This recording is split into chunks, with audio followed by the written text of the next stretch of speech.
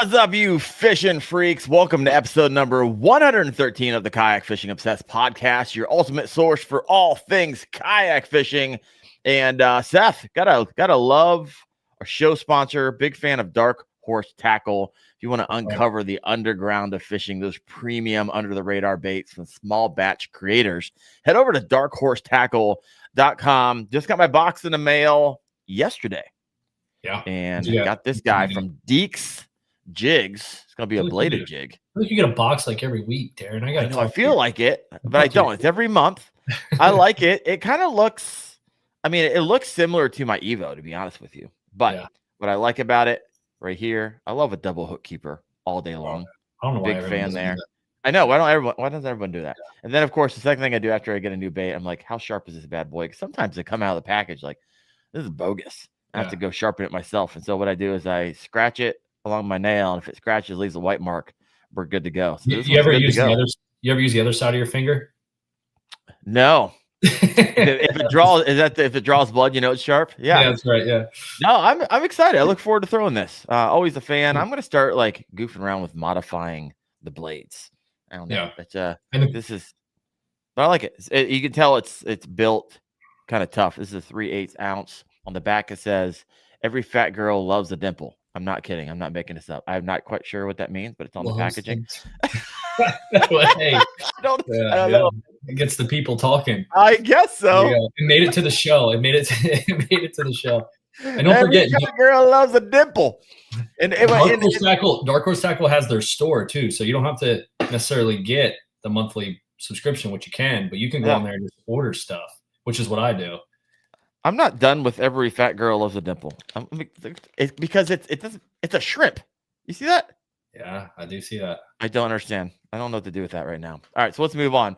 Big thanks to the channel members, Nitro Tracker, John Z, R. Conaway, new members this past month. So thank you guys for the support. Appreciate you more than you know. All right, Seth, how you been, brother? How's your week going? You're getting ready for another tournament. Surprise, surprise. Yeah, I'm doing well. Yeah, we leave for Toledo Bend like Sunday or Monday. For the week. So yeah, that's a big event. We got to get ready for that. Never fished there. No idea what to expect because there's not a whole lot of professional events that occur in the fall on Toledo. Ooh, so, and you would know because if you listened to last week with Brandon Law, I looked them up, man. We gave you the juice of how to win tournaments. And so we gave away, I had people text me afterwards, Seth, like, bro, that was too many secrets in one podcast. Oh, nice. That's good. So if you haven't listened to that and you're like, hey, even if you're not tournament fishing, man, just dialing it in the pre-work in order to catch fish. That was a good show. Big fan. Cool. Good deal. Yeah. So I'll be heading there. See what we can do. See if we can try to get another blue trophy, which would be crazy. But I just want to perform well, execute, and be up there. That's the goal. Man, I'd be so pumped for you. You were one away. Oh my gosh. I know I know it's kind painful. I see it. You do have a blue trophy. It's right behind you. It's just number 2. I know you want number 1. I'm rooting for you. Looking forward to that. Love it. Love it. All right. Well, tonight, guys, how to catch smallmouth water donkeys. We're talking about how to pick up some big bass. And every time I go over to Jeff Little's page, that's all I see is big honking smallmouth. So I was like, you know what? I got to get Jeff on. We haven't had him on the show yet in 113 episodes. Jeff Little, the little stuff. Welcome to the show, brother. How you doing? Doing good. How are you guys? Great. You know what? Good. Not too bad. Not too bad. So, Jeff, actually, I met you for the first time. I've known about you for a long time. When I first got into the YouTube space, you've been doing this for a long time. I've heard you introduced as the hardest working man in kayak fishing before. You work for Snake River Manufacturing. And so I always love before we hopped into like tactical stuff, before we hop into talking about smallmouth, if you're part of the show, or maybe if this is your first one, we like to learn about the man or woman behind the tactics.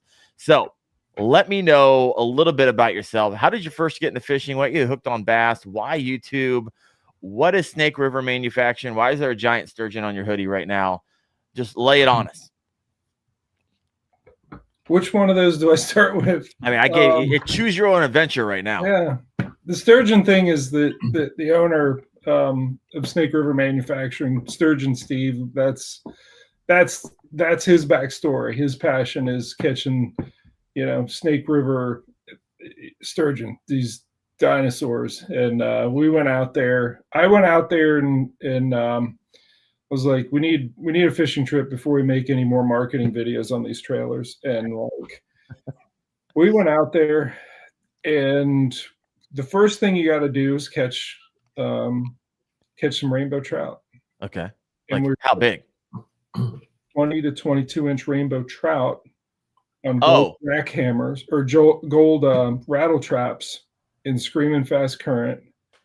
And he's like, that'll work. And like, a lot of people, that's a trophy. That'd be a trophy. Yeah. Yeah. No, it's bait. Bait. Bait. Seth, you ever catch sturgeon? I haven't caught a sturgeon. Okay, it's on my bucket list. My gosh, keep going, Jeff. So you're we catching. Didn't get any trout that day, but like he went through what you do. But that's what he's passionate about. Later in the day, I was like, okay, I know there's smallmouth here. We've caught some amazing trout, and I got to catch some smallmouth. And I went searching in the shallows with that guy, the 5-inch scented jerk shad, and just slow swam it through and got 2 nice ones. What's nice one in Jeff Little's book? I think I got one that was 18 3/4 and then one that was 17 3/4. So yeah, the fight on these things for like an hour worth of effort after trying to catch a sturgeon, I'm happy with that. Yeah, so. I bet. Utopia Outdoors chiming over here. Good evening. He just caught a sturgeon a few weeks ago, his first one. So congratulations, Utopia. That's awesome. I love it. I would have just been happy catching 21, 22-inch rainbow trout all day. So much fun. Oh my gosh. Were you catching them consistently? Yeah. Yeah. On gold rattle traps. I was using the Thunderhawk lures. I think they're out of Indiana. Okay. I have a few hanging on my bait wall. Look up the Sergeant. What's cool about it, for a lipless crankbait, it has the little the hook tie it swivels, so like they don't throw it. Like you don't lose fish on it. It's amazing. They jump and you can see the fish in the air and they're spinning, and then the hard bait is spinning in the opposite direction, and it's all good. So I'm a big proponent of having treble hooks that have some spin on them. This is one of the baits I've been using. It's an old live target crayfish crankbait, but this is a Ryugi quad, and it has a spin. It has a swivel right where my finger is tapping. And what that means is that, well, for one, it's only one treble. So I get a fish that grabs this. When I handle that fish, I'm not worried. The hook is in him. There's not another one that's for me. We're not doing that. Oh, I almost took a ride on a pike 2 days ago. He got in my kayak and he was not happy. And he started thrashing it. Oh crap! This is the bad choice. Yeah, one hook is good. Pike are different though. Like this works really good with smallmouth. I think a pike would still find a way to put this hook in him and then that one in him. He was trying. That's for sure. He was like, crazy. Where's the closest leg? And he just started thrashing. The smallest fishing, that thing came out from under a tree. I haven't even looked at the editing film. I'm not sure if I got it on film, but man, I haven't caught a pike in a couple of years. That was a freaking blast. Yeah. When all you're doing is catching 13-inch smallmouth and a pike hit it. I had another one hit it and it threw that lure probably 15 feet into the air. It's like, holy cow, these things are vicious. Yeah, they're wild. They're like, we have snakehead near us. Oh, and snakehead get crazy like a pike. Oh yeah. Yeah. So where's the Snake River juice at where you can get gorgeous smallmouth dinosaurs and 21-inch rainbows? I don't know. I was blindfolded. Oh yeah. You had to sign an NDA. Snake River is where it was at. I love it. So what do you do with them? Oh, with the sturgeon? No, what do you do at Snake River? Where I'm switching gears. Sales and market. I'm chief storyteller. Like I make Instagram reels, I make marketing videos, and then I visit dealers, although we don't really have a dealer network yet. It's very much a startup. Like he's been doing this for 2 years and has sold a bunch of them into the Pacific Northwest, but it's like we're not quite at the level where we're ready to expand to dealers. I've been to dealers, and there's a lot of dealers who are like, yes, when you start, we're in. But we got to figure out how to ship these, you know? Yeah, that's the biggest. They're And beautifully welded, you know. He builds them like Steve's over the top, like quality above all else, including above making any sort of deadline. Yeah. Yeah. So if you guys, which is tough. I mean, it's tough to hit deadlines when you're a perfectionist. And once you get it, it's the best. It's a forever trailer. Yeah. So. Yeah. So one of the things unfamiliar, real fast, I'm not sure if everyone's familiar with Snake River Manufacturing. They make really high-end, super nice kayak fishing trailers. I've actually seen them firsthand. Chad Hoover had one. Man, these things are like they're excellent. They're high end, but like I think that's code for too expensive for you to even think about affording. And our single starts at just under $3,000. Now it's stripped down. You get bunks, you get wheels, you get an axle, and you get some plastic fenders, not those super nice metal ones, and then you build up to what you want. So, but he does crazy, what is it, FEA simulation. Like he's an engineer that's done things in, like he's made things for data centers and geothermal, and like as an engineer, he gets it right, because in the past, if he's gotten something wrong, it's like a multi-million-dollar mistake. So he engineers for perfection. Yeah. So, and that's what makes these, you know, they're trailers that like will not leave you stranded somewhere. Yeah. But I'm a big fan. If it wasn't for this is funny. If it wasn't for the Snake River Manufacturing trailer, and you guys have like roller bunks, which makes it your kayak really easy to come off. I didn't know that. So Chad Hoover backs both of our trailers in the boat ramp, and mine just takes off of this roller, and I didn't have it tied on. I was like, whoa, this thing's taking off. Well, as it's floating back, that's when I actually caught that film of Chad slipping on his butt at the boat ramp. My kayak flew off the rollers and started floating out. It's probably 20 yards. And I had turned my camera on earlier when we started backing up the truck. And so if it wasn't for those rollers, I wouldn't have got wild like that it was pointed in the right direction to capture that. It was crazy because it was like moving off to the left. And another 20 seconds, the whole thing would have been out of frame. It was wild. Yeah. I love it. I love it. So much about content creation is just getting lucky and capturing weird stuff that happens. It is. And actually, and recognize when you're like, I need to start filming. Yeah. Like, this isn't what I thought I'd be filming today, but I need to film this. I've had people tell me like, oh, I was in my kayak and I had a 12-foot alligator like jump off a nest and fly over the bow of my kayak. I wish I had a camera. I was like, yeah, you wish you had a camera. That thing would go, you'd make a mint off that video. My gosh. But yeah, half the time it's not even, no one wants to watch me catch a fish. Everyone wants to watch like my buddies follow their kayak or fall on their butts. That's the thing that gets views. It's wild. It's wild. Thanks, or this is the weird stuff that happens. I had a video 2 weeks ago. I don't know if you saw this. I put my leg out of the side of my kayak to make a sharper turn to create drag. Yeah. And to miss a pylon. And it went to like 1.4 million. I was like, what in the world? What are we, who wants to watch this? I have no clue what the algorithm wants, what people want. So I just throw it out there. Sometimes it goes, YouTube sends it. Sometimes it doesn't. I got Double Cast Bass has a here's his thought. I don't think my lifetime Yukon deserves that kind of trailer. Oh, come on, man. So we're going to be making all the DIY components so that if you got an old jet ski trailer, you can put our bunks, our rock and rollers, and our metal fenders and whatever. That's one of the things that we want to go after is serving the DIY community.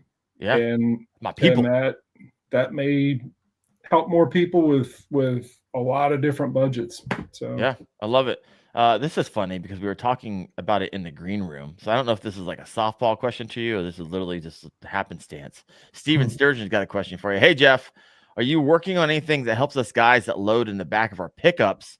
Maybe something like a lift assist, a bed extender or something. Yeah.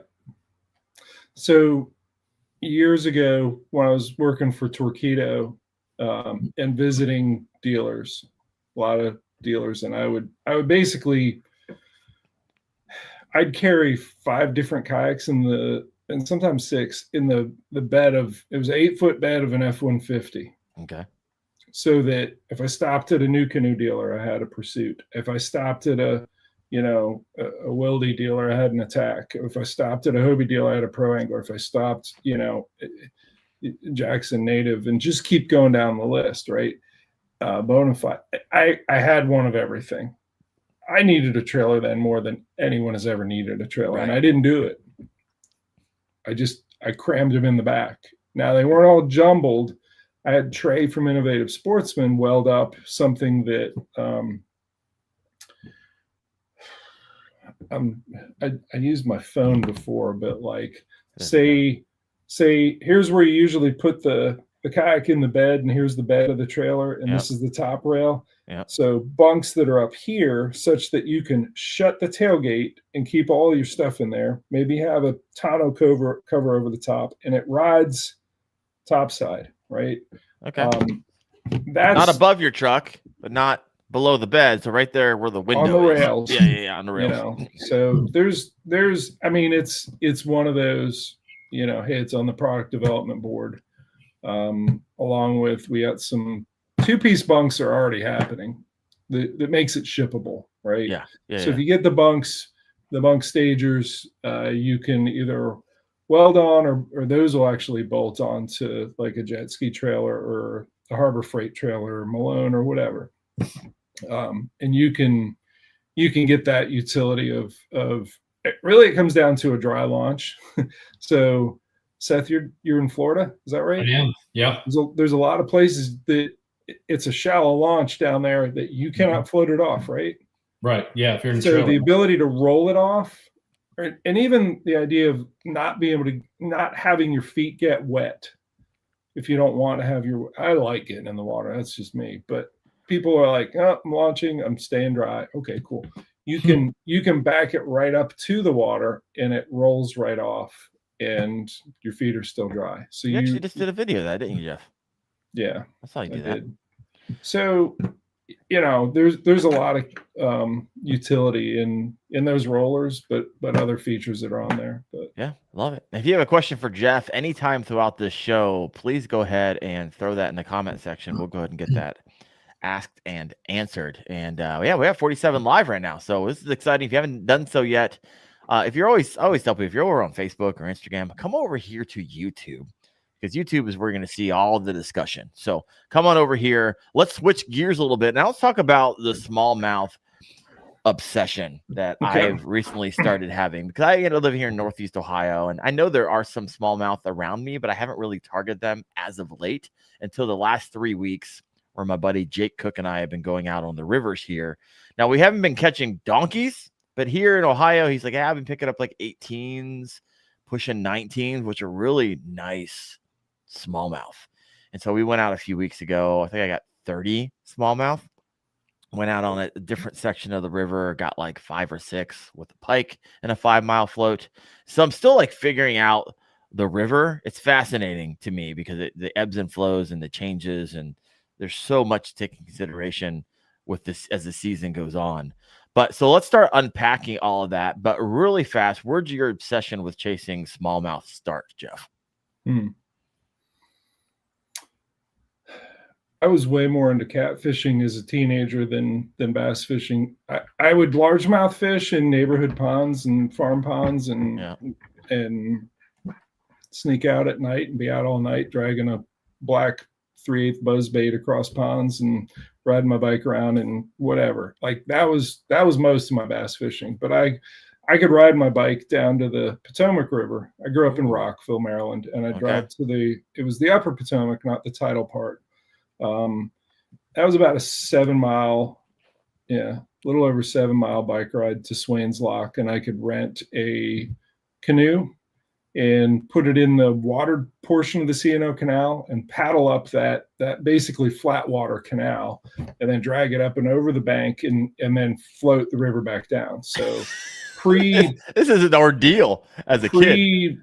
Yeah, I mean, pre-driver's license, that was a way that I could set up like float trips and shuttle, and it was with a soloing. Usually, sometimes I get the 14-footer, but a lot of times it was a 17-foot aluminum Grumman, and that's just what I learned how to do it in. And yeah, I'd smallmouth fish, but I'd also set up on above a log jam and soak chicken liver and catch the catfish. So I don't know. I did that all the way through college. Once I was out of college, I was, actually was still in school at the University of Maryland. And I went for a weekend with some buddies, and like we camped on islands and did a longer float trip. And there was Mark Granger. He was in it was a perception pirouette, so like an old school like creek boat, like a skirted kayak, and like I'm smashing them on I think it was the head and the puppy, like the top water, like frog colored, whatever. And I'm getting him, and he's just laughing, looking at me, and like, that looks like fun. And I look at him in the kayak, and I'm like, here, and I hand him a rod. He's like, no, man, I'm good. I'm having fun. I'm like, no, you're doing this. So the first person I ever saw kayak fishing, I forced it on him, right? So, and he caught fish, and he was like, this is kind of fun. I'm like, yeah. But I also know I've been out here all weekend, and when the wind's blowing, your life doesn't suck as much as mine does. And it was the precursor to my thinking, I should fish out of a kayak. And once I made that leap, and I bought a Old Town Loon 138 and took it out, I raced through lots of education because, well, that Loon 138, I wrapped it up in a strainer and like flipped it and ended up underneath it, tangled for a little bit, and was like, this isn't totally easy. Like, I was taking on whitewater that I shouldn't have with a 14-foot sit-in kayak. So yikes. I popped up, from that a strainer, by the way, if you don't know, it's not the thing that you pour the pasta in the water into. Like, it's a tree, usually a tree in the water goes through it, but you and your boat do not. And that's what happened to me. I ended up taking a whitewater kayaking class, then some swiftwater rescue classes, and I just kept progressing through getting better and learning whitewater kayaking, not for the sake of whitewater kayaking, but for the sake of being better at handling the boat, putting the kayak where I wanted it to catch the fish. And I eventually earned ACA, American Canoe Association certification as an instructor, with the express purpose of taking people out to teach them, and honestly, it didn't start like, hey, I'm going to do this. It was, I want to be a guide. I want to take people out and show them what I've figured out. And it was just going to be about the fishing. But the more I thought about it, I'm like, it needs to be about the learning that I've done. And, I started a business, Blue Ridge Kayak Fishing LLC, in 2001. I did not know this part. All right, I'm learning something now. It's still active, and recently I've come back into teaching classes again because I've recertified my ACA certification. This time I did it at a much higher level. I got the L3 river kayak certification, which you got to roll in order to do that, which is totally unnecessary in kayak fishing. But to get that level, to be able to teach on up to class 2, I did that about a year ago. And I've been offering my classes again. I did it initially from like 2001 or 2002 up through 2011, and then I started teaching the video camera. Actually, 2009 I started with the video, and I made a DVD, and then I made 3 more DVDs, and so I've been teaching through video for a long time, and that's what the Little Stuff YouTube channel is. And there's a whole lot of instructional. You want to learn about catching river smallmouth. That's one of better resources out there to like teach patterns, teach, understanding stream flows, teach understanding even like the logistic of setting up a float trip, which seems really basic, but I'm like, that still has to be taught because there's people who are just getting into this that understand that like you got to bring your keys with you. Yeah. Yeah. That's problematic. I got a bunch of questions coming in from the audience. I'd like to take those. They're for you, Jeff. You ready for this? Yeah. All right. Well, this is more of a comment. Marty Hughes, my man over here. Jeff Little is a Smalley wizard. So thanks, Marty. 100%. All right. So Jake's fishing guy. This is the guy I was fishing with. He get me out in the river. We're chasing water level versus bait. So Jeff explained it perfectly. We are finding the accessible deep water, 1 to 2 tail kicks, and the smalls want deeper water. So that's what we noticed when we were out 2 days ago. Maybe it was yesterday. It was like, my gosh, we don't have a bait problem. We have a fish problem. They just weren't. There just wasn't a lot there. And I could see it because the water is only 2 to 3 feet deep. So we're still figuring out the river there. This is a great question. Can I address that? Yeah, first go for it. Before we move on? Yeah. So river level and understanding, how they orient to different structure at different river levels. We have really low conditions right now. Yep. Which seasonally happens, but usually by now we got some flow, but it is super low. And the comment of explain super low real fast. So for context, it means you're getting out and dragging a whole lot. Got it. All right. And that's where the inflatables come in really, really handy because they're super shallow draft, like 2 inches, you're good.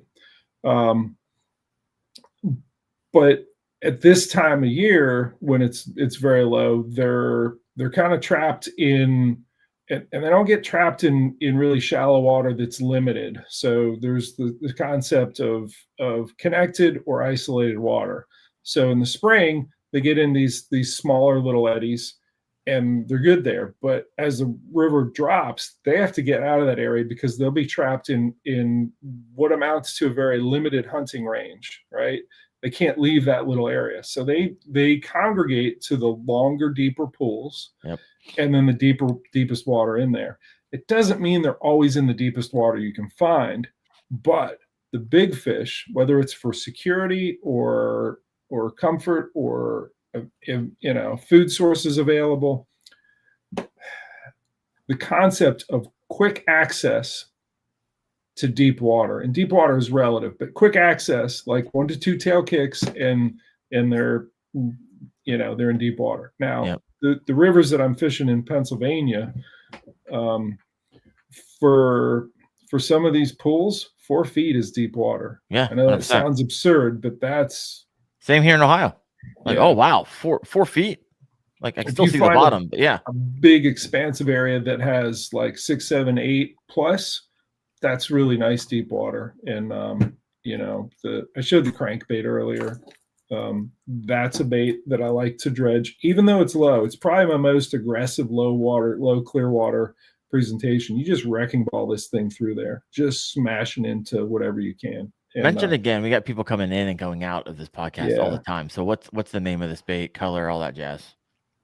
Remember, people are listening in too, so he doesn't have a treble. The color is Krylon, whatever I found, and I mean it was a live target crayfish crankbait, which they don't make this one anymore, and I covet them and rehab them. But no, I like very dull matte finish, like rattle can.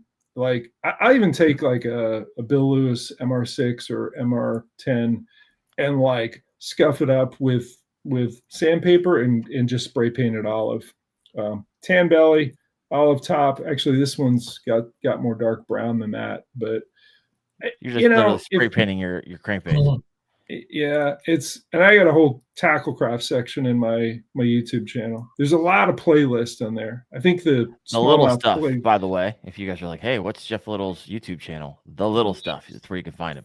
The Smallmouth playlist has 325 videos. I also divide them into head over there. The better way to do it is to look at like the September or the October playlist and find out what patterns are about to happen. Like everyone waits for the new content, and it's like And I've run into people, a lot of people that are signing up and are taking my classes are like, yeah, you clued me in on something this year that really helped, which was to look at the playlist for the month that's coming ahead. Right. And it preps you for what's about to happen. So you carry the right gear, you're looking for the right structure, you're understanding the patterns that are about to happen before they happen. It's going to serve you well. So yeah, 100%. I got another good question, and you could probably go in a variety of different ways from this. Come from the wet dog smell. I love it. Minnesota, Upper Mississippi. I'm catching 18s and 19s. How do I get the 20-incher, right? Keep fishing, same baits, tactics, or try a big glide bait? What's all going through your mind right now? Help the wet dog smell out. I want to address the name wet dog smell first. Yeah, please. I do. So I was in Boy Scouts growing up, and we went to a high adventure base up in the North Woods of Maine. Okay. And like we'd been out there, 4 days. And like I jump in the water just to cool off, and I pop out. I'm like, there's a dog. Where's the dog? Someone brought a dog. I haven't heard a dog. I smell a wet dog. Right. And it occurred to me, hey, we've been out here 4 days. That's me. Yes. We smell the same way if we don't bathe.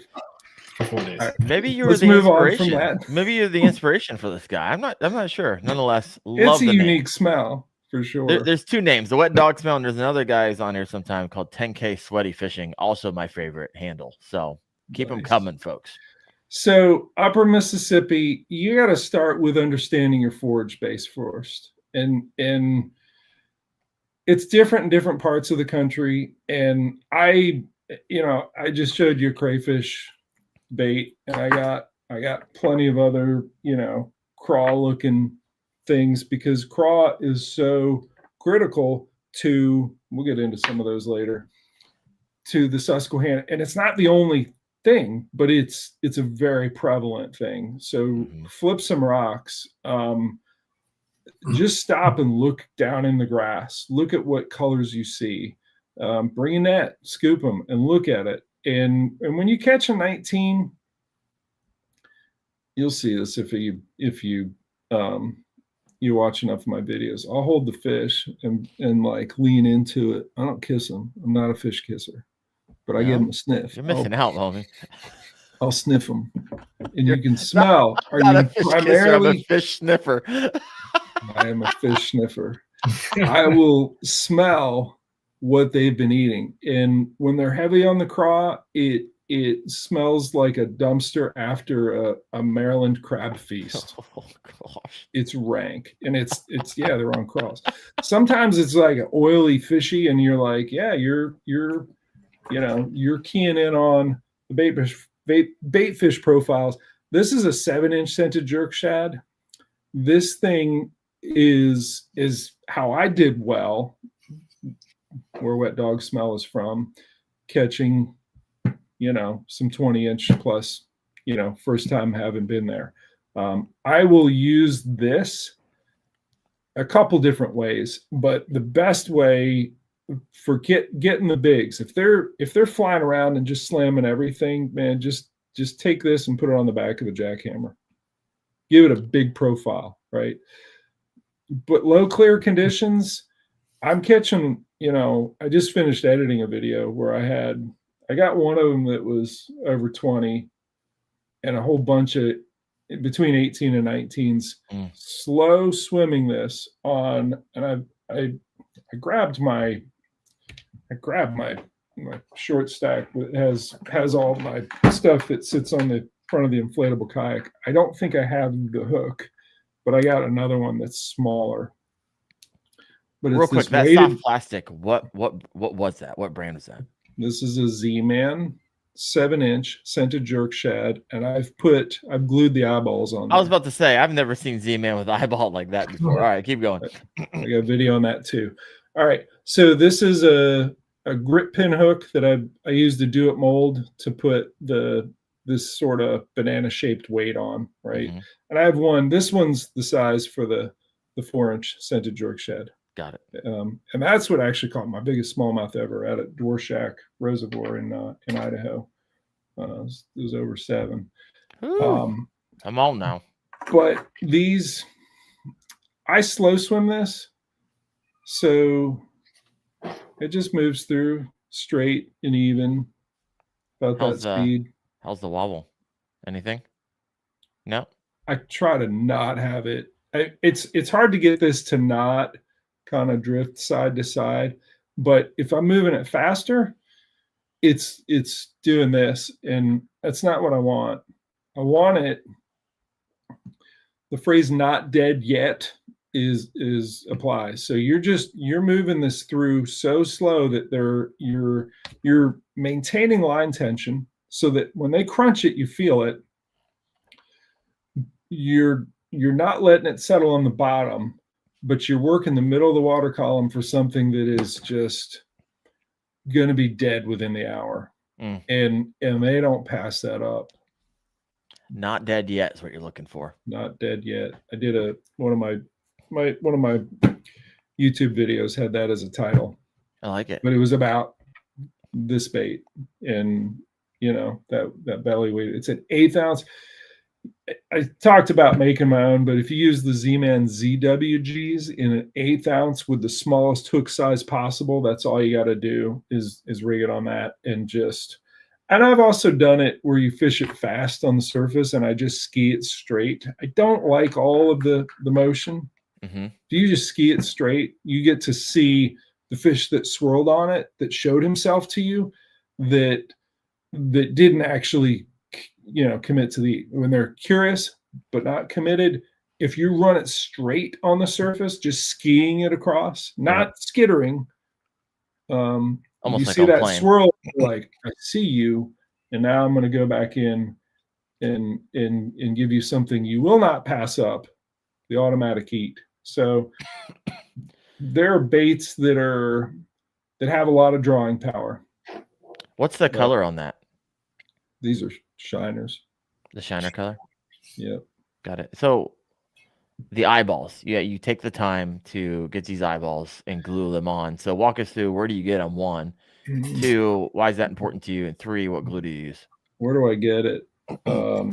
Like whenever I stop in a fly fishing shop, or Do It Molds actually sells that kind of stuff. Let's see if I got the glue. I mean, it's Gorilla Glue gel. I should have one here.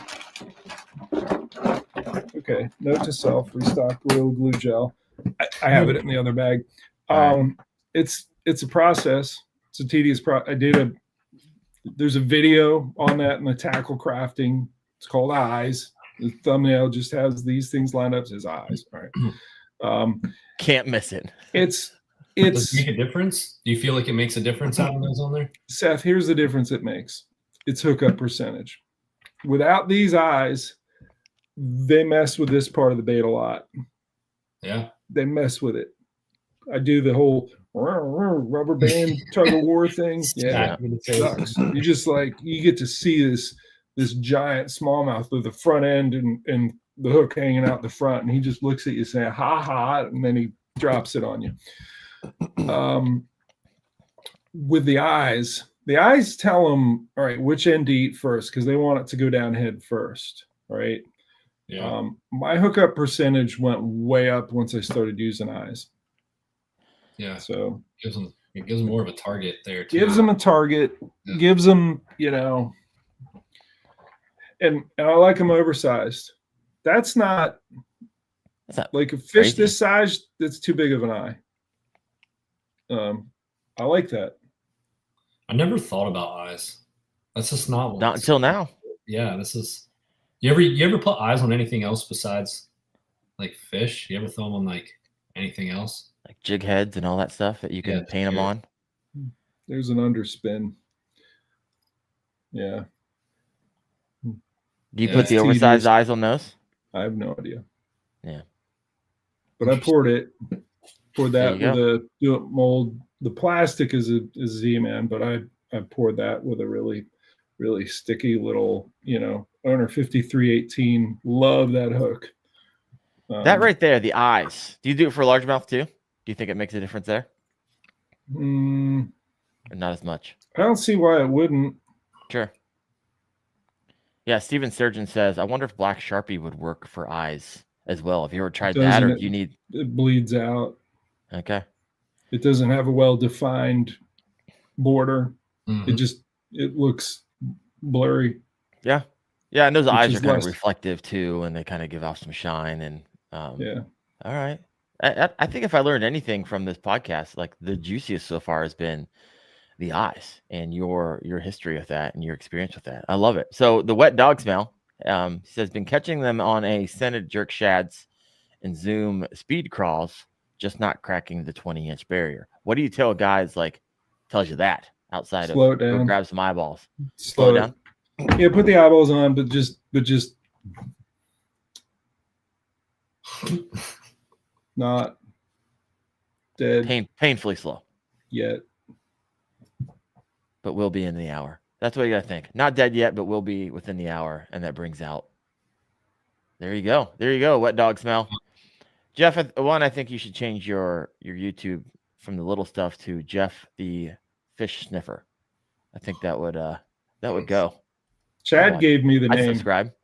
The Fish Sniffer? Chad gave me the little stuff. We were fishing after a national championship, maybe 2017. By the way, I had years of producing content. I put content on something called Pivot Share, and it was a subscription-based thing. Okay. I timed it wrong. Everyone else is it was 2009 to 2017, and I'm like, let me do a subscription-based thing, which are now those are working, but back then it didn't. And we're fishing. He suggested, he was like, you should really consolidate all your stuff and just start over with YouTube. And I did.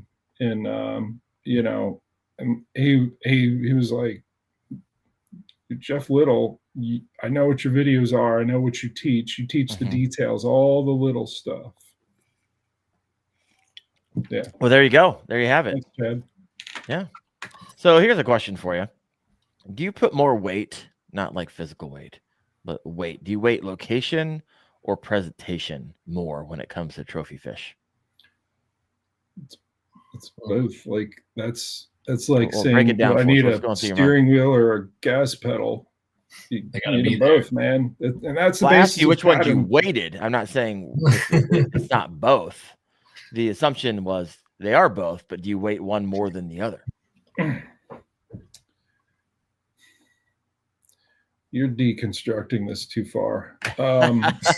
We peel back the layers of the onion here. Now, obviously, I just went to Ohio River, and probably the biggest set I know of anybody catching around 18s in the 18 range. So, okay, do these Ohio creeks and rivers hold 20s, and we just need to dial it in, or do we need to actually go places and focus more on locations that are known for larger fish? Or do I need to focus on the areas that are close to me and focus more on presentation?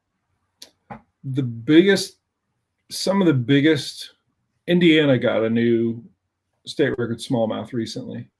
Recently? Like last year or recently? It might have been this year or the year before. Okay. Came out of the lake, right? Apparently out of a lake that everyone said, there's smallmouth there? That's so far south. We didn't think. West Branch, Susquehanna. Everyone knows the North Branch is amazing. The main stem is amazing. The Juniata, all the tributary, amazing. And then everyone, what about the West Branch? Like, yeah, I don't really go up there. Well, it's not as healthy. It doesn't have as many fish. But the two giant, the ones that I know, I hear that story multiple times, two different fish that were caught up there, and they were, 23 plus inch fish are West Branch. And so to just chase where hey, this is a nationally renowned, this is where you go. Sure. That'll you'll have fun, but don't write off I guess what I'm saying is you have to, for location, you have to have an ethic of exploration. You have to be willing to, hey, let's find our own fish.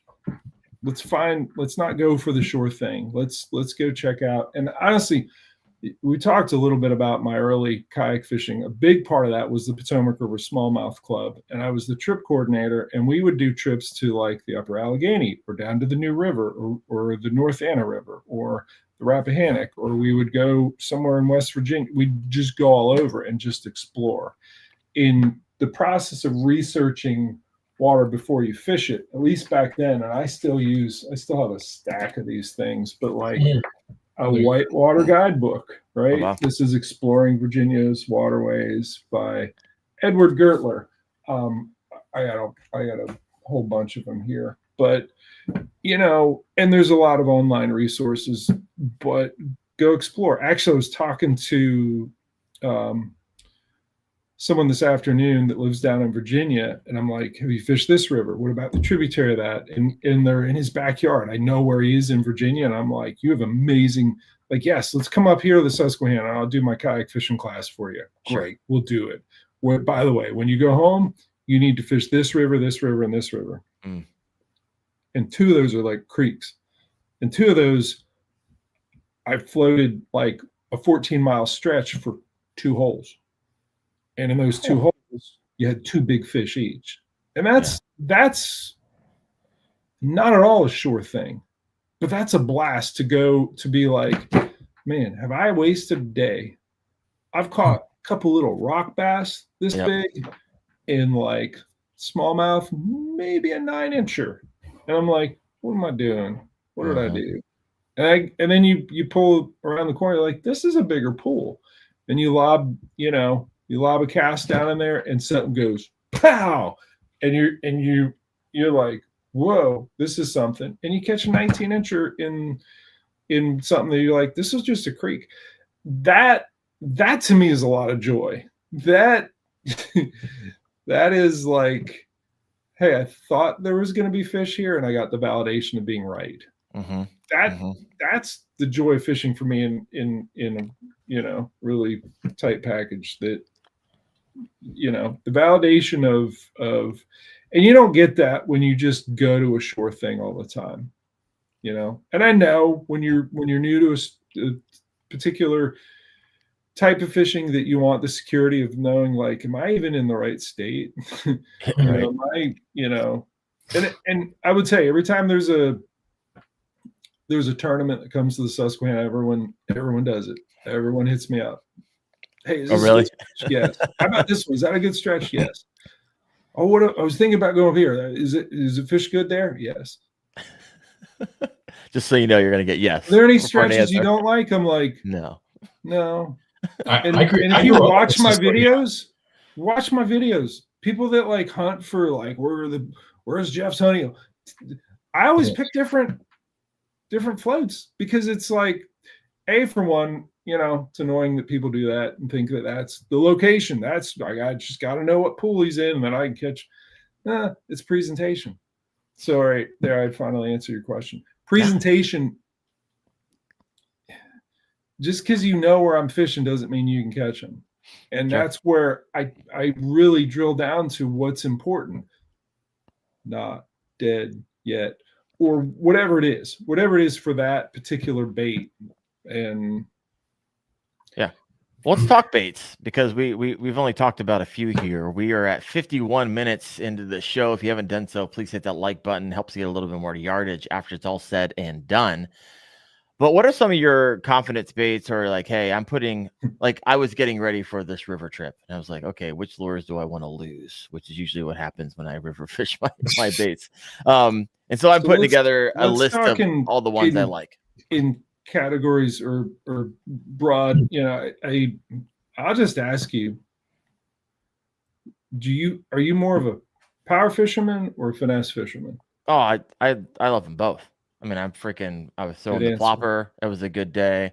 I was throwing a Ned rig. It was a good day. I was throwing the Gobius. I'm really happy to hear you say that. Yeah, I'm all over the place. Because people that are like, I'm really good at finesse, That's code for I'm really good at wasting a lot of time in one spot where it should have happened on the first cast. Right. Or, hey, I'm really good at power fishing. Well, that's code for like, I'm going to go down there with the ship, like throwing a mag draft until the time's out. And rejoice the days that it actually works. Yeah, right. I filmed so many people in competition in this sport that have made a living, which is very few people, but they're always cashing checks. Almost without fail, they're really good at knowing when to upshift to power fish or downshift to finesse. And in finesse, I already showed you a couple of the finesse ones, but I'll show you this one.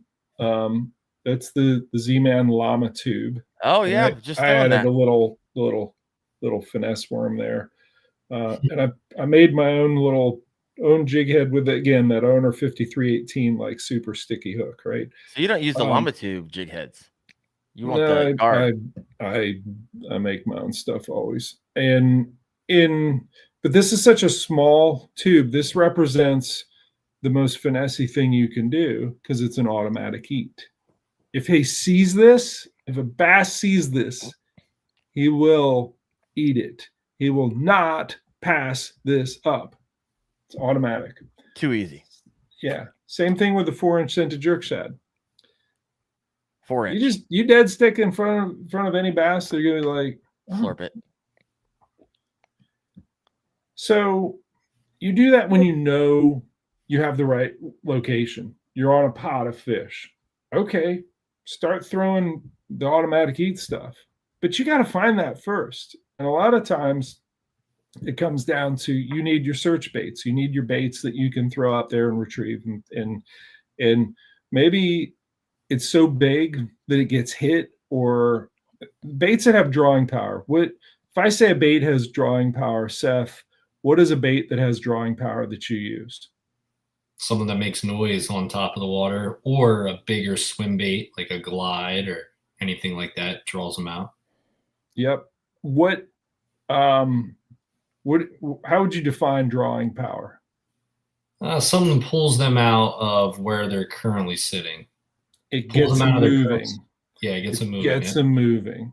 They right. Check it out. They can't not go run up to it and at least look at it. But it doesn't mean they're going to eat it.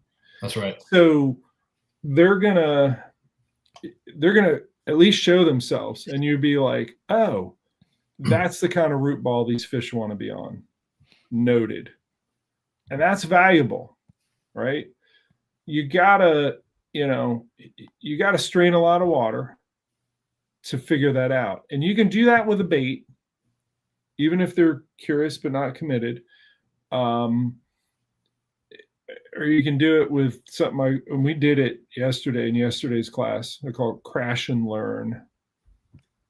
Crash and learn. We take a torpedo and mash it at full speed, and you go running up through the pool, low clear, and then you're like, ooh, there's two. Ooh, there's two. Okay, they're near this kind of structure. They're on these grass edges. Okay, there's more grass there. Oh, there's a giant, and he has 3 of his buddies. Okay, let's sit on that. Okay, what's here? Let's make observations. Okay, it's the grass is up on in 6 inches right there, but it drops down to 2.5 feet here, and the grass edge is there, and there's a current seam there. Oh, by the way, there's a little boulder there too. Let's pull the phone out, Google Maps, drop a waypoint. We'll come back to that one. That's a cheater way to do it. But the other way to do it is to throw big baits and notice when they come out, and you figure out where they, what kind of places are they holding today. But it doesn't mean that they're gonna eat. And sometimes you have to downshift. I have downshifted in a day from, I throw the billy goat as a buzz bait. It's soft plastic buzz bait. I put a 3/0 grip pin EWG on there, and it's a great go anywhere. Soft plastic buzz bait is basically what it is, and I will creep it. Sometimes I downshift. So you have downshifts. If you have fish that are slashing at this and not eating it, let's take a downshift. What are we going to downshift? Are we going to go with a smaller size. Okay, we can do that. Here's a regular goat. Or no, let's start swimming the baby goat. So that's a downshift in size. But the downshift I like more than anything is, hey, I've been burning this. Let's slow it down a little bit, or let's give it a pause. See if that results in okay, I'm no longer curious. I'm committed. I'm eating that. A lot of times taking this and just gurgling it along as slow as possible is the downshift that gets the big fish to eat that. So you got to take cues from it. You got to know when a fish slashes at it and boils on it. Everyone says, oh, they missed. They didn't miss. They didn't miss because they don't miss. They don't miss. If they want to put it in their mouth, they're going to put it in their mouth. They're testing. They're going a bit like, what is that thing? They're not like, oh, I'm eating it. It's good. That tells you something. And it tells you need to downshift. You can downshift size, speed, profile, like how big of a bait it is, how noisy, vibration, how much flash. You can do more flash or less flash. I downshifted flash on a recent trip from like the spinnerbait to a jackhammer to the baby jack, and then eventually downshifted to, to this little underspin. Very little flash, but there is a flash, right? So making appropriate downshifts to, maybe you're not all the way at automatic eat, and maybe you're not at like, and I don't have one with me, but big glide bait, massive drawing power. You figure out where in that continuum you're going to get them to eat. Does that make sense? What kind of line, like what's your setup for these baits? Are you have the same setup, or do you range in like line based on the size of the bait? Let's just say for like the Susquehanna River. So I grew up on the Susquehanna River. I grew up in Halifax, right on the water. Yeah. So I did a ton of smallmouth fishing growing up. I was not like, we would just go wade and throw like tubes. That's what we did every summer when we were little. Just go wade out there, throw tubes, and just hammer 100 fish a day in the summertime. Beautiful. It was a lot of fun, but like your setup. So now if I go back to Susquehanna, it would be a lot different from what I'm doing. But like, what's your rod, reel, line setup? So this is a rod I'm working on building right now, and it's a spinning rod, and it's a Rain Shadow, which is a house brand blank from Batson Enterprises. It's a 7'2" medium fast, right? And that's what I'm throwing, like these little finesse jigs, or the stuff that I let it sit, the 5-inch scented jerk shad, something like that, where I need to, I'm going to put this down before I scrape my ceiling with it, because it's in process. You making that for yourself, or are you working with a company? I'm making it for myself. Got it. There is a rod building playlist on the YouTube channel. That's not surprising. Anyways, anything Jeff says, there's a video playlist on it. That's a Eternity RX10, which is super sensitive, and I will throw the 5-inch scented jerk shad, and it has that banana shaped weight of that resting on the bottom, because it's got such little resistance compared to, say, a regular Arky style that like comes to that firm rest on bottom, and you're like, yep, I got a good connection. That you feel. This other one, not so much. So having a good sensitive rod, and people say that a lot, but this one's just crazy sensitive. I've taken to liking the Sunline All Might in the 22 pound, which is more like 14-pound braid. It's sinking braid, which allows a lot of these middle of the water column presentations. Like I'll take the goat and just swim it through the middle of the water column. But that's the braid I use if I do braid to fluoro, and I'm using the gamma fluoro as the leader. Different sizes. I don't have that with me, but I got like an eye bolt with like 4 spools on it and like just a washer and a nut to like keep it all. It's on the other box that I didn't bring in. So braid to fluoro, and most people do that. But if it's a setup, and usually a bait caster, like the Swag LT, I did a custom, or had somebody do a custom rod for me for that, which is the Judge. So the Judge is more of it's a moderate fast, and it really loads well. And I actually do the spinning rods with that, and bait casters, but I'll put the spinning rod and I'll throw that big chunk of plastic, which is a lot of weight, and I can launch it. But if it's jackhammer or crankbait, a lot of times it just goes straight fluoro. What's the weight on your leader and when you go straight fluoro? It varies. I've been told, like, I had a lot of students that sign up for my class, like, asked about all that, and every time I say it, they're like, "Wow, you like to use cable." I don't know. The GAM is super. I think it's weighted lighter than or heavier. I don't know. Like a 12 is going to be more like someone else's 15, and I'll use the 12 a lot. Yeah. If I'm grinding the bottom a lot, I'll use their 20. Okay. I think their 20 is probably going to test at like 27 or something. And that's in clear water too? Like if it's crystal clear? Yep. So it's underrated line significantly. Interesting. Yeah. I got a couple comments coming in from some of those listening in. So let's go ahead and jump over here. Then I got a question for you, Jeff.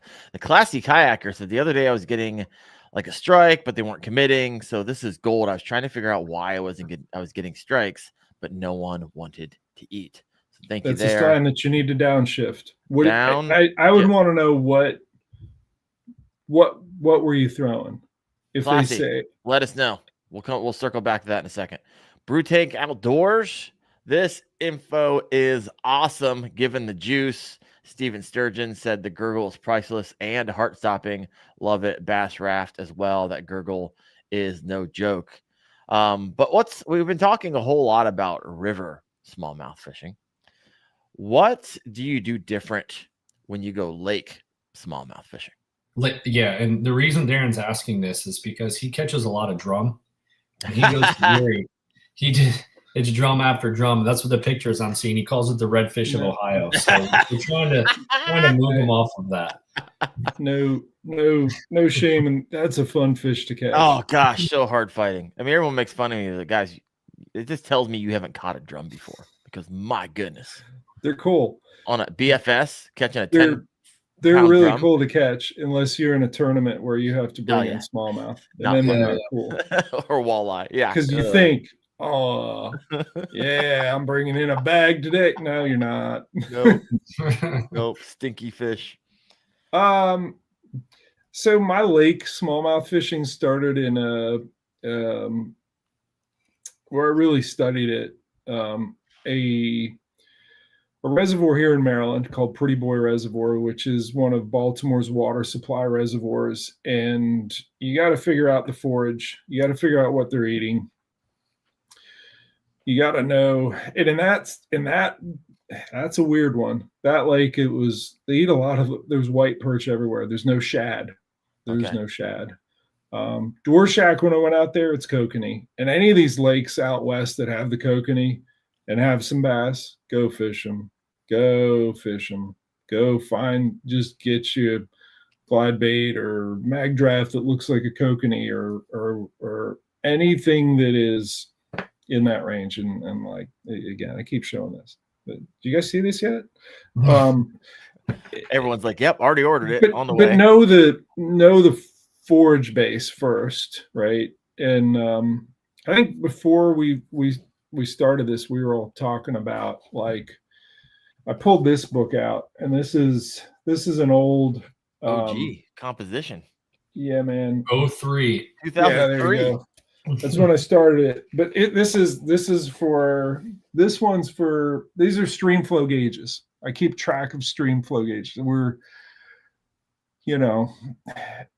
so much of what the patterns are is dependent on how much water's coming down the river. And this is the data. This is old stuff, but like I got one section for the Rappahannock. There's one for the James. There's the Shenandoah. That's the North Fork Shenandoah. There is a Susquehanna one on here. It's the next That's level. a Juniata page. And I write little details on there like, what the gauge was doing. Is it rising? What's the CFS? And did it drop to this level? That kind of stuff. What caused the rise? And then I link details on what was the pattern. And honestly, I stopped doing this, although I kind of came back to it here recently when I go fish somewhere that I'm like, I've never been there before. If I ever return, I kind of want to know before driving up there that it's not blown out or it's not like going to be a shin bashing death march because there's no water in the river, which is like everywhere right now. On a lake, I think that piece of data is wind speed and direction. There's so much about wind on a lake that spurs feeding activity, right? There's also, what is the forge doing seasonally? Are they at the backs of the creeks? Are they out in open water off of those points? And a lot of that you can figure out with a good depth finder, where you just go for a ride with your depth finder and you look at side imaging or the down scan or even forward facing and just sit on a point and just scan back and forth. Door shack, that's all I do. I've learned to do it. It's kind of where it kind of came together, the whole forward facing sonar thing. Torpedo motor has me moving at like 1.5 miles an hour. Okay. And all I'm doing with a forward facing sonar is sweeping back and forth. And I'm looking. Am I looking for those giant smallmouth? No. I'm looking for schools of kokanee. And when I see one, I'll tighter wobble it back and forth and see, hey, kokanee. Yeah, it's a nice little cloud of kokanee. What I like about it is that it's tight. It means it's nervous. It means there's a predator underneath. There's that smallmouth underneath. And he's looking at them and they're looking down at him. If it's a cloud of kokanee or other bait fish and the borders are really fuzzy, they're spread out, they're relaxed, they're not stressed. The really good ones, and it's the same thing looking for striped bass out on the Chesapeake Bay. The really good ones is when you see it's not a circular tight circle. It's like the insignia of it's like the Star Trek thing, which means there's one that's blasting them and they're just going, oh crap, they're getting out of the way. You see that? Yeah, you got to throw on that right away. And it lets you know. I mean, you scoot around and you look at their depth, what their borders look like, what they're hanging out in the air. What are they hanging out off the points, or are they going back in the creeks, or is there something else that's happening? Do they like hanging out over old road beds, or do they like this kind of drop off, but that other kind of drop off isn't right? So learning the forage, assessing the forage, and figuring out what are these, what's the food doing?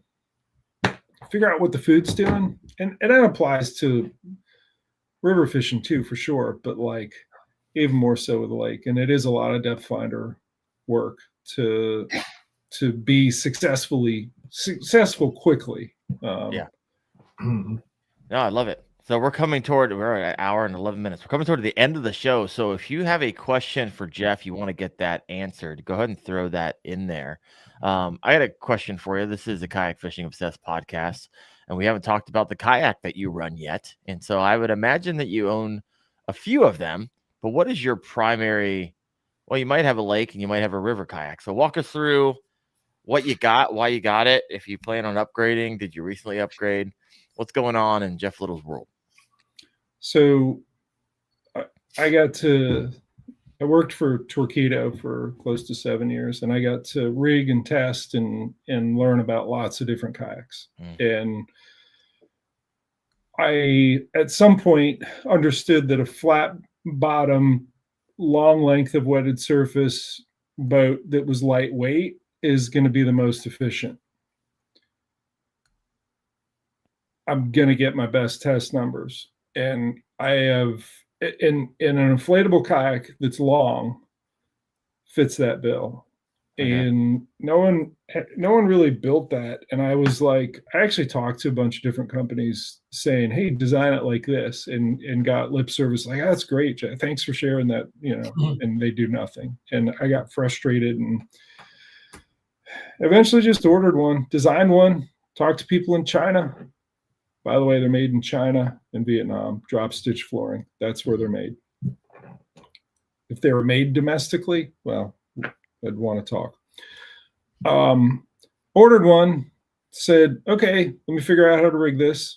And loved that it was super shallow draft. The stability, the primary stability was amazing. The third thing is stealth. And I didn't understand how important that was until fishing out of one for years. But basically, every little creak or groan of the seat transfers a vibration into the rotomolded hull that amplifies it and spooks fish. Every time it's more than just like, dropping the pliers and it hitting the hull. Like that one's obvious, but there's a lot of really subtle things. And when you're floating on a bubble of air, you insulate all that stuff that's happening topside from it. It doesn't reach the fish. So stealth is huge with an inflatable. Also in a river-like setting, when I finally switched to I only want to be in an inflatable, I felt like I had been driving my truck my whole driving career on the rims, and all of a sudden someone put tires on there, and I'm like, this is so much nicer. I don't have to have these jarring, crunching, pinballing through these rapids. I can have these gentle little rubs, and it's just easier. It's quieter. It's more stealth, more stability. So I designed the kayak that I'm using.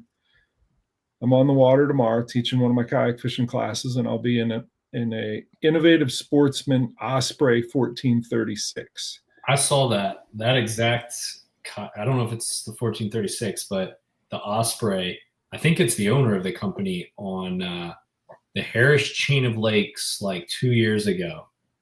That's true. He was going 7 miles per hour out the marsh. I'm like, dude, what? 6.8.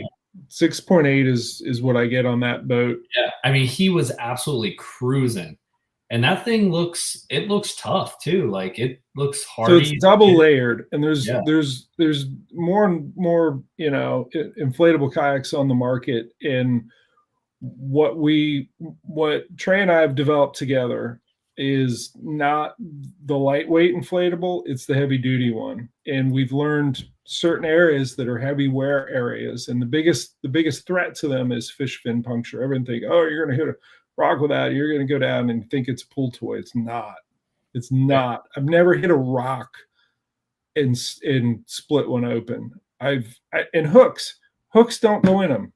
Yeah, I've never had a hook puncture other than the one that I intentionally had a friend jab in there, and I had him beat a fresh crankbait against the side of it to try and get it to stick to it. I'm like, is your arm tired yet? After 5 minutes of him trying to smack it into it, just swinging it.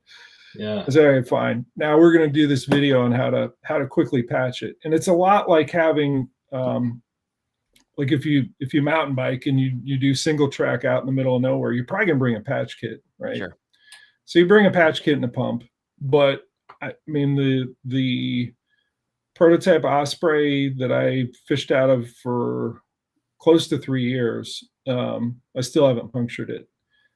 It was the way he had his rigged up was really cool, and it was fast, and it looked stable, and it looked like it was made to do work. I don't know, Darren, if you have a handy, you can just throw a picture up because it's pretty neat. I didn't even know. Is it available to purchase, Jeff, or is it So kind of like he's limited run stuff? He actually has a shipment of 25 of them coming in tomorrow, and he's been out of stock for a long time because the threats of tariffs have meant that there was a run on any drop stitch flooring, and our April order is getting here now. Okay. Yeah. They're But there's cool. Sold out, 25 or of them. Huh? are they a lot of them already sold? Yeah. People who wanted them? Got it. Yep. Where would you get one if you wanted just to even look at it? Is there like a It website? just the Innovative Sportsman website. I There think you it's just innovativesportsman.com. Yep. They were cool. When I saw that, I was like, dude, that's actually like I could see myself. And when you say inflatable, I think people think of like just like I don't know, weak material or Text. like Yeah. just not good. But that thing that he was using looked mean the way he had it rigged and everything. I think it was black and it was pretty neat and it was fast. He was moving. Yeah, they scoot. I designed one other called the Peregrine that I got up to. It was 7.6 mile an hour. Now the application for that isn't, hey, I just want to go fast because it's fun. It's hey, I want the most efficient hull because I want to shoot up through Class 2 rapids. Got it. And I do. I can climb a tongue with that, and that one's almost 15 feet long. It's a giant. It has this goofy ass long tail that like helps it climb. Yeah. It really makes it, climb that tongue and get up into the next pool, so you don't have to. And honestly, that's kind of the model of how you do a trip anymore is not okay. We're gonna put a vehicle at the end and then one at the top, and we're gonna do a float trip down at the end. We got to go back, get your vehicle, and you watch no float trips. We still do them, but like if we can get away without doing them, and you just put in somewhere and you motor up and then you come back down, or put in, go down and motor up, whatever. That's most of the. It's honestly most of the classes I'm running as well. So, I like it. And I think out of obviously I'm offering the classes, the kayak fishing classes. If you guys want an outline of that, you can just email me. Just find me on social media and say, hey, I want one of your outlines that shows what it is I'm teaching. But I think I'm up to 10 people have signed up. All right. Reach out. 7 of them already have their own inflatable. I like it. So a couple questions coming in as we kind of land the plane to this bad boy. Still holding 50 strong on live. So thank you guys for listening in. If you haven't done so, please hit that like button. Question I have for you from Keep Casting says, Jeff, are you going to take that kayak safety course Wendell is developing, Hoover is developing? I know the answer to this. We got one better for you, folks. Jeff, I'll let you answer that. I've been involved in, like, I've reviewed the curriculum and helped them, just reviewing it. And a lot of that is the American Canoe Association certification, where it's not, hey, do you know how to paddle in whitewater? It's do you know how to help people learn how to paddle in whitewater by assessing what kind of learner are you? Are you I have to watch you do it first? Are you I just got to jump in and screw it up and then you can coach me what I did wrong? Or are you hey, I got to listen to you talk about it for 3 minutes and then maybe we'll, learning how people learn is a critical part of this. And what I've seen so far is that we have a really solid base in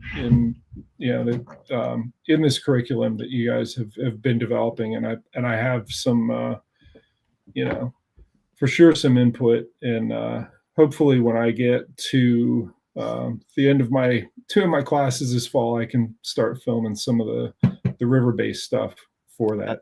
That's what I want to talk about. So part of the KFAS, Kayak Fishing Advanced Safety Training, is once you get your basic done and your advanced done, you can then start doing modules, right? Like, oh, I want to get into river fishing. That's a whole nother thing, right? So instead of us trying to shove it into basic, where a lot of people don't river fish, we're going to be leaning into some people who are highly knowledgeable and have very significant skill sets in that, like Jeff, to create a module around river fishing and the safety around it, and even within that safety, how to catch fish in there. We're going to make it a dual purpose. And so pretty excited about that as that learning management system continues to grow and those offerings continue to grow. They're not just going to be taught by Chad Hoover and Darren Wendell. We're going to start bringing in experts in the field in those niches. So pretty excited about that. Jeff, appreciative of you being a part of that process. So Yep. let us know what can we look forward to from Jeff Little in the months? What's the rest of the year and going into next year? Do you have like anything noodling around in your brain we can be excited about? Obviously, you're teaching classes now. Yeah. I mean, the kayak fishing classes I'm going to take through October. I think once we get into November, unless someone's already taken a previous class, like I did this before, where I will take people and teach them how to catch winter river smallmouth. If I know I've been out with them before and they know how to handle themselves. But that's like a mandatory. You got to have the dry suit. So I'll be doing that. Continue to work with Steve Carroll at Snake River Manufacturing to develop, and I think a lot of the content surrounding that is going to be surrounding the DIY type stuff, where he can send it out to me, and I don't always have to go out to Idaho to film all that and tell the story that way. He's going to be shipping me things to like show, hey, here's a good new way if you have a pickup truck, or here's a new way if you get a Harbor Freight trailer to put our bunks on it. And that'll continue for sure. And then beyond that, what I mentioned, once I'm done teaching, I'm going to be filming these river kayak fishing modules. Come on. And November's a great month to do that. We're going to have flow again. It wouldn't be good for me to film them now because we have no flow and teaching back ferrying and the Dufek stroke and all these higher level boat positioning, and it'll be more than that. I mean, I'm gonna cover pattern development for river smallmouth. I'm gonna cover forage assessment, stealth approaches, and not just the paddling skills. And for sure we're going to talk about the different ways that people die on a river kayak fishing, because that happens. Yeah. We're going to talk about hypothermia. We're going to talk about, reboarding practice, and we're going to talk about idiot jet boaters that want to kill you. And also maybe a little bit about, hey, they're not idiots. They just need that lane and you're parked in the middle of it. So you're the idiot. We'll talk about all the river hazards and make sure that you know what you need to prepare yourself with so that you actually make it home after each of those trips. So safety is a driving force behind all this, but we also want it to be really juicy so that people are learning more than just how to be safe. They're learning to be more effective as anglers. And the biggest part of that, and this comes back to what I said earlier, I've filmed so many people that do well, are higher level, tournament anglers. They're really good at putting the boat exactly where it needs to be to make that right presentation and get bit the first time. Love it. Well, Jeff, we look forward to having you on again in the future. This is going to be, I'd enjoy it. It's going to be a good time. I had Basshole NH said, subscribe to Jeff's channel. Heck yeah, Cool. brother. So you haven't done so, head over Thanks. to, is your home base YouTube? What'd you say? I guess. I mean, I've been doing more on Instagram here recently. I'm actually going to back off of the YouTube stuff here in the next couple months because I'm doing the classes and that's enough. I mean, the last 2 classes were 12 hours on the river. Oh, wow. That's a lot. They get their money's worth. And, and I don't really have room for filming everything that happens the same way I do if I just go out and do. So I'm taking a break from that for a little while, and I encourage people to look at the playlist, look at the October playlist. There's a lot of good stuff from previous years, but also Instagram is Jeff Little Kayak Fishing. All right. Well, you guys heard it there. Bass Raft said, hey, this is an awesome episode. Love it. Excellent show. Thanks, from Thomas. Thanks, Jeff, from Steven. Keep smelling those donkeys, Jeff, from Johnny. And so I love it. Well, folks, thank you so much. Hopefully you pulled out some nuggets here that's going to help you become a better kayak angler out there in the water. Next week, we have Trevor Powell, who, if you're like, who is that? He's the guy right now going in the Yak Off. So that's a thing coming up here. I'm part of the Yak Off next week. And so the voting will begin. So you'll see my YouTube and all my social media stuff blow up asking for your vote. So please help me do that. In return for his vote. Say what? I said, make sure everyone asks what you get in return for your vote. For I Darren. don't even know. A belt? I think a belt? Well, you guys get more than I think I get. No, what we get, what do we get for voting for Darren is what I would like to know. Maybe one of those 47 hats on the wall there behind you. Dude, I'm getting a hat wall. I started it. My wife's like, way too many hats. So I was like, you know what? I have this entire wall here. It'll probably hold, oh my gosh, probably 150, 200 hats. And so I'm excited about that because I keep getting them at a more faster rate. So pumped about that. All right, folks. What's your style, by the way? What do you like? Are you a Richardson 112 Richardson guy? 112. Or? Yeah. 100%. Yeah. That's what I think this Cashion one is right now. Gotcha. But I'm an equal opportunity hat wearer. Some just fit better than others. Some just look better than others. But yeah, I'm a big fan of hats. I don't think you're ever going to go to my YouTube channel and find me not wearing a hat. I don't think any of you have ever seen me not wear a hat. Yeah, maybe. No one knows if I have hair under this thing or if there's no hair and completely. I mean, no one knows. It's a mohawk, guys. I take the structured like Richardson 112s. I'm going to show you this Yak Attack hat. I rip it out. I rip all the guts out of that. I don't like it peaked. I like it. And I've been told, hopefully that all it carried, I've been told I'm a dad hat guy. A dad hat? Yeah. Yeah. And when I wear them for a long time, they end up like that. The legacy hats I like a lot. Okay. Yeah. See, Thomas is like, I wouldn't recognize you. You wouldn't know. No one wouldn't even know who I am. I love it. Well, folks, I appreciate your listening. I'm glad that a lot of people thought this was a good show. Jeff, grateful for you and your time. Seth as well. Love having you guys part of it. And a special thanks to show sponsor Dark Horse Tackle. Once again, it's a whole lot of fun getting this box every month and just ripping through a lot of these baits, catching fish on these baits. So head over to darkhorsetackle.com. Check those out. Hope you guys have a great week. See you next Tuesday at 8:30 p.m. Eastern on the Kayak Fishing Obsessed podcast. You guys have a good one.